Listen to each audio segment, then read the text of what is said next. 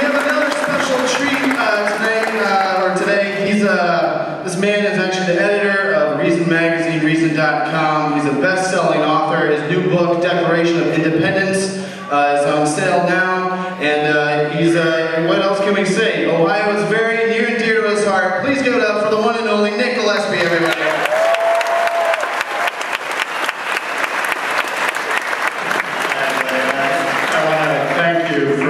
All of the introductions that I've gotten at various places, there's no question that that one was absolutely the most recent. I have to, anybody out there a masochist?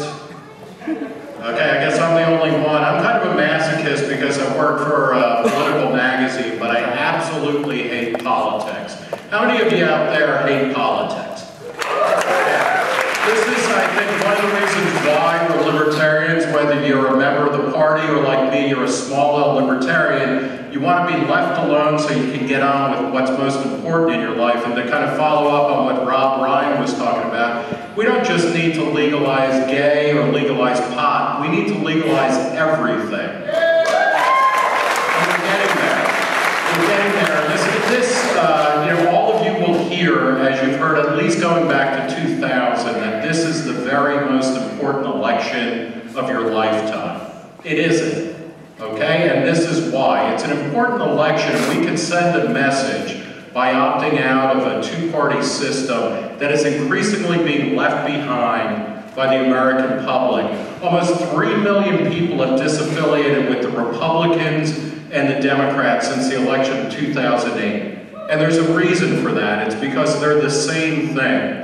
How many of you watched the political debate between Mitt Romney and Barack Obama?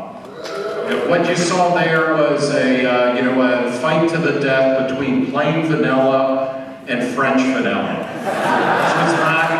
There was not a lot of distance. These guys, if they were close, it was like dirty dancing. These guys were hugging each other on every important policy issue. And let me just leave you with two thoughts.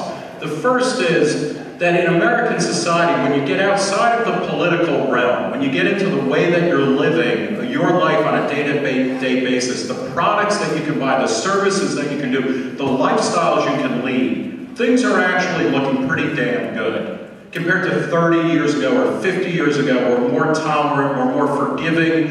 We can work where we want, assuming that we haven't been run out of a job by stupid government and Federal Reserve policy and things like that. But you can create the life that you want to live with the people you want to live in. When you look at, when you go online, you can buy millions of books, millions of different books on Amazon and BarnesandNoble.com. When you go to TV on cable systems, which were held back by government regulations for dozens of years, you can watch hundreds of channels, and increasingly, you can watch what you want on demand. We're moving to an on-demand society everywhere but in politics. When you go to the goddamn Kroger supermarket breakfast food aisle, and I've got a couple of kids, so I spend a lot of time there, you can buy 36 different types of Pop-Tarts, for Christ's sake. Everywhere in our lives, choice is growing, and choice, individualism, the ability to determine how you want to live your life and who you want to live it with. The one place where that's not happening is in politics, where, Chrysler and GM, by which I mean the Democrats and the Republicans, have a stranglehold on the political dialogue in terms of office. Increasingly, people are evacuating these ships.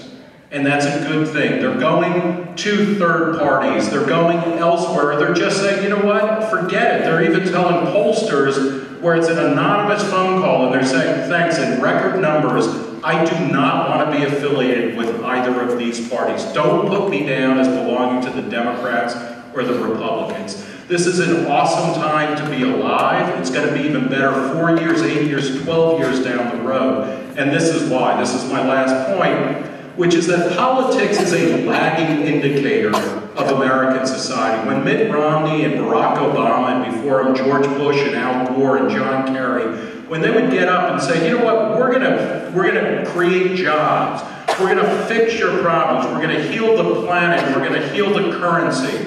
They don't actually do that. These guys are puppets of a world where sometimes they get to take credit and sometimes they deserve the blame when they intervene in all sorts of ways. But politics does not dictate the future. Individuals and the culture and the world they create dictate the future. And we are creating a better and better future because more and more people can do what they want. So when you go into the polls, make sure that you're making your choice heard and that you're not just lining up to say, okay, this is the best we can do, because we all know that, you know, the best of two evils is still evil. And there are alternatives out there, and the more you push and the more you argue and the more you point to the fact that we can live in a world where, you know, where there are, you know, infinite number of choices on how to live, that we can get there when we have a political system that respects the freedom and the dignity of the individual. So I'll leave you with that, and go get them in November. And